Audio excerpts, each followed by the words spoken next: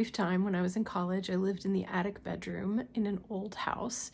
And because it was actually an attic room, there was this wooden lever on the outside of the door. So if you were standing in the hallway outside of my room, you could push the door closed, pull this lever down, and lock the door from the outside. I was inspired by a telephone that Madonna uses in the movie Desperately Seeking Susan. It's a pink telephone and it has all sorts of rhinestones and glittery things glued all over it. And I had a similar phone and I thought it would be cool to decorate it that way. And so I glued things onto my phone and painted on it and made this cool Madonna-esque Desperately Seeking Susan telephone for myself.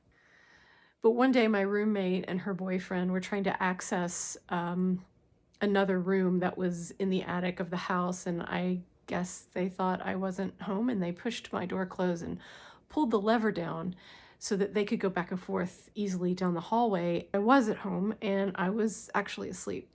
When I woke up, they had left the house. I was locked in the bedroom and I couldn't get out. So I went to my phone to call for help. But because I had used glue on the phone, I had actually rendered it unusable and I couldn't push the buttons. So I couldn't call for help. And I was trapped in my attic bedroom for I don't know how long until they finally came home and could hear me yelling and pounding on the door. Moral of this story is sometimes your creative projects, your inspirations, the things you make will go sideways. Sometimes they just won't turn out at all the way you hope, but okay, that's just part of the process. I have no regrets about that phone. The only regret I have about that phone is that I don't still own it.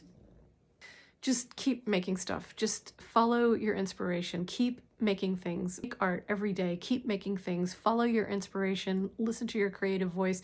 Do the things you want to do. Sometimes they'll go sideways. And maybe don't live in bedrooms that lock from the outside.